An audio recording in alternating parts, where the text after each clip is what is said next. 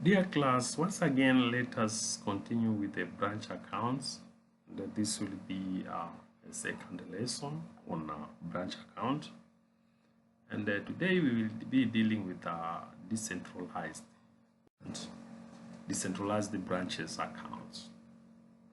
On a branch, rarely maintain full accounting record, but when they do, it is usually a business with just a few branches. And there is no more done only when a branch is large enough to warrant employing its own accounting staff. So branches, normally the accounts are being done at a branch, but decentralized is only possible when branch are very large enough to employ their own accounting staff. So the business provides resource for each branch, resulting in the concept of branch and the head office current account.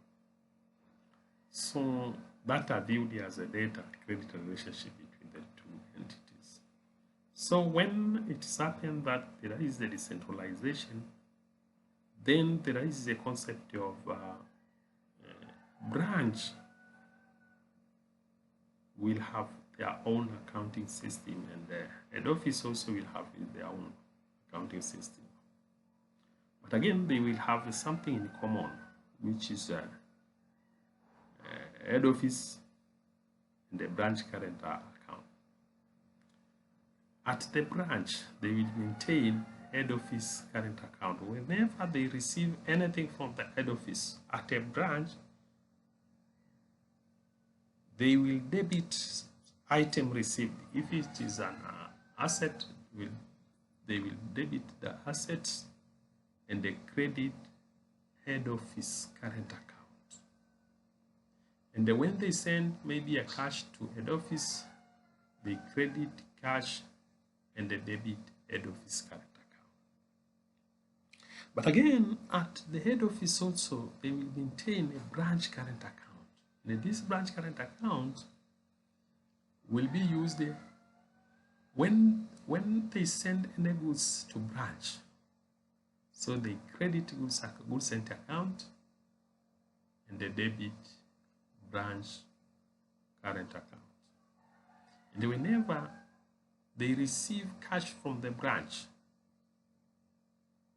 they debit cash account and they credit branch current account. So the head office record show the branch as a debtor in the current account, while the head office, while at a branch they show it as a creditor. Sorry, that is on a branch the record shows it as a creditor. So profit or loss in the current account. The profit earned by branch or loss incurred by it does not belong to the branch.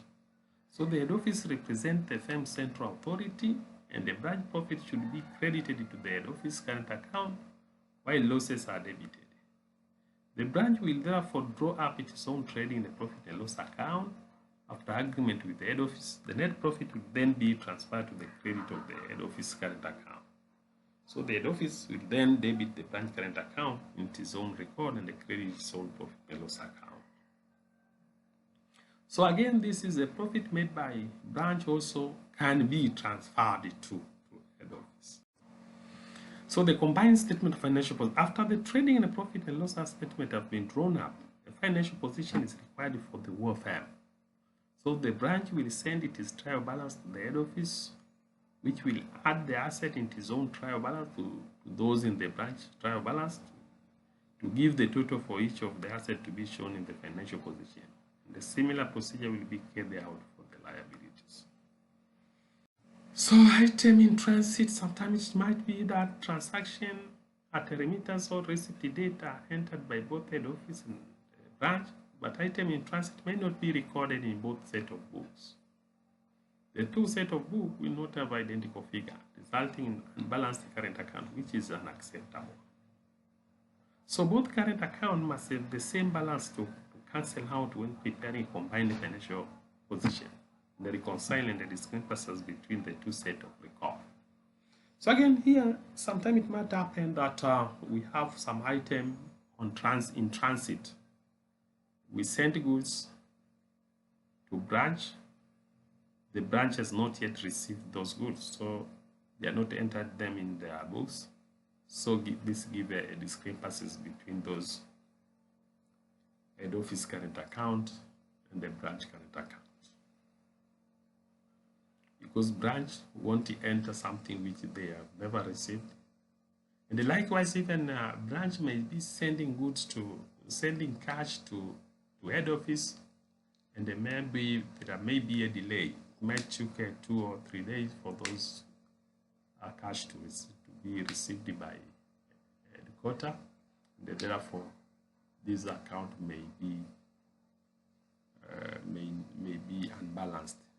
So in such case, we have to make some adjustment on the head office books of account that maintain a branch current account. So both adjustments must be done in a head office current account that is maintained by head office. So let us take this example. We have a retail stock outlet operating from a head office, and head office is located in Dar es Salaam and a branch in Morogoro. The following trial balance have been extracted from the books of account as at 31st October 2021. Drawing. Head office, we have a drawing of 40,000. Fixed asset at cost, we have 35, 350,000. For head office, branch 100,000. Accumulated depreciation of those fixed assets 140,000 for head office and 30,000 for branch. Stock, opening stock, we have 8,000 for head office and 20,000 for branch. Provision for realized profit, we have 4,000. So the profit loaded on these 20,000. Purchases, we make a purchases only at head office, that is 914,000. Goods sent to branch at invoice values. Goods sent to branch at a selling price 380,000, but what we are received by branch is only 375. So that gives us that there is a 5,000 goods sent to branch that is not being received by branch at that particular date. Sales 850,000 at a branch, 437,000. Provision for doubtful debts 9,000 and 2,500. Branch account at head office, we have 175,000, but at a branch they have 120,000. But again, this account must be balanced. So there is a one item that are on credit that are sent. We have seen some goods sent and not received. That might be one cause, but the other cause we might see it later on. Distribution expenses, we have 80,500 and 5,000. Administrative expenses, we have 200,000, 16,500. Trade data, we have 60,000, 6,000 for both branch and the head office. Trade creditor, we have 50,000.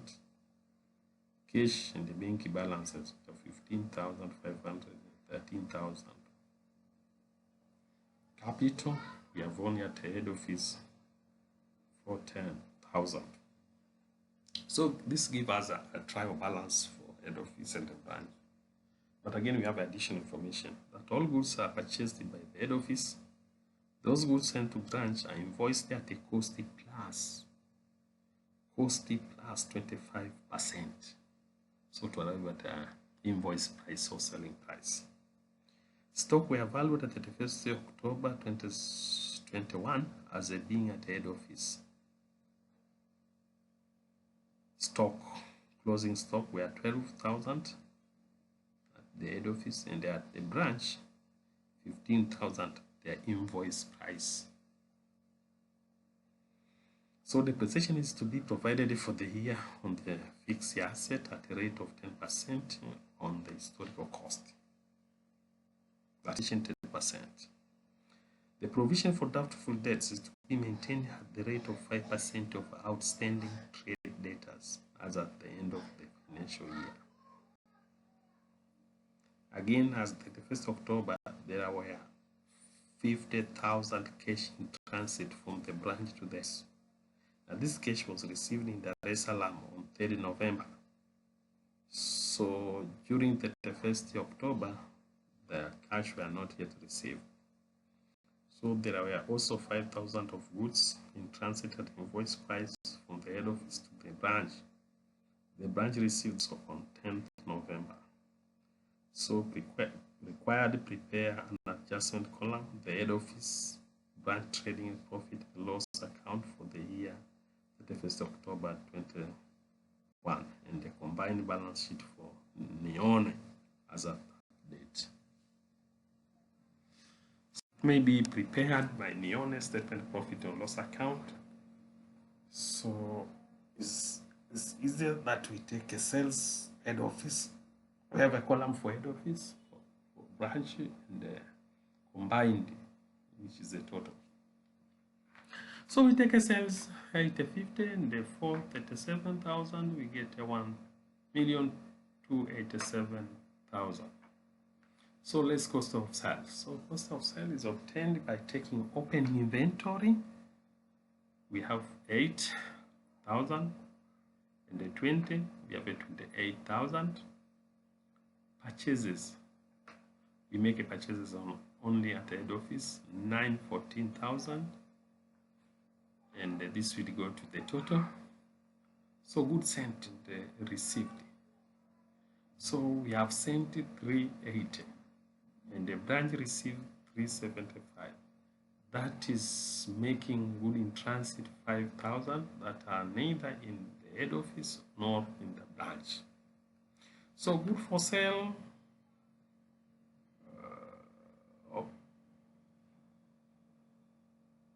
good for sale, we take opening stock at purchases, less goods sent to get goods available for sale. So at a branch, it is opening stock, add good received, that's good available for sale. To the total is opening stock, add purchases, less good in transit, those are goods available for sale. So when we deduct closing stock 1250, that gives us the 27. So cost of goods sold become 530,000. For head office branch 380,000 and total 910,000. So gross profit, if you take goods available for sale, gross profit, sales, gross profit, if you take sales, deduct sales, deduct cost of goods sold, then we get a gross profit. So it will be 320 for head office, branch 57, and the total 377,000. So again, we have a depreciation. Depreciation